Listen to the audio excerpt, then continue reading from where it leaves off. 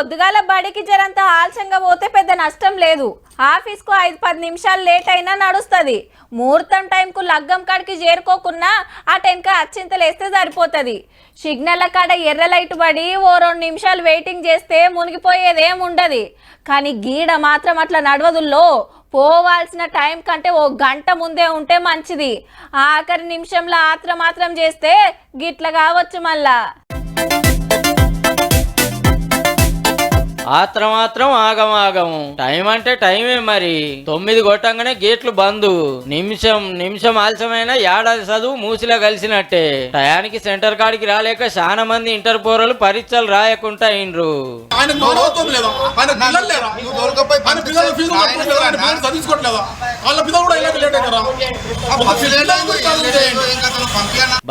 బతిమిలాడి ఏడ్చుకుంటా మొఖాలు మార్చుకుంటూ ఇంటి తోవ పట్టిండ్రు. అయ్యో పాపం నిమిషమేగా అనిపించిన వాళ్ళు గేట్లు తెరిస్తే లోపలికి గుసాయించిండ్రు. ఎందుకు లేట్ వచ్చిండ్రు అంటే ఒక్కొక్కలది ఒక్కో లెక్క. ఇప్పుడు హన్మకొండలోనే ఈ కాలేజీ పేరు ఒక 10 గల కాలేజీలు ఉన్నాయి సార్. సేమ్ కాలేజ్ పేరు. ఇప్పుడు కన్ఫ్యూజ్ అవుతారు కదా సార్. ఇకేముంది, ఆ సెంటర్ కి ఈ సెంటర్ కు తిరిగి అసలు సెంటర్ కాడికి వచ్చే వరకు గేట్లు బంద్ అయినాయి. వచ్చేటప్పుడు ట్రాఫిక్ బాగుంది సార్ కొంచెం. ఎందుకంటే 1 నిమిషం అనే దాన్ని కొంచెం మార్చాలనేది ఒక ఉద్దేశం. బస్సు దొరకలేదన్నా, ఆటో అందలేదన్నా, ట్రాఫిక్ జామ్ అయిందన్నా రూల్సేనాయే. ముందు రోజు పోయి చూసుకోమని చెప్పాలా సార్. దయచేసి తల్లిదండ్రులు కూడా గ్రహించాలని చెప్పేసి వాజీవే.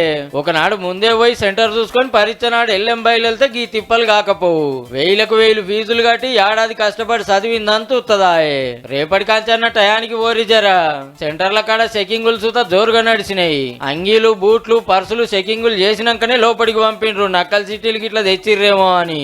వాచీలు చూత పెట్టుకపోనీయలే. కరీంనగర్ లకి తమ్ముడిని చూడుర్రి. అన్న కోసమో అక్క కోసమో 3 ఏళ్ల పిల్లగాడు తోడొచ్చిండు అనుకున్నారు అంతా.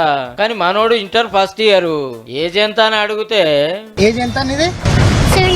17 ఏళ్ళంటే అస్సలు నమ్మిక అయితే లేదులే.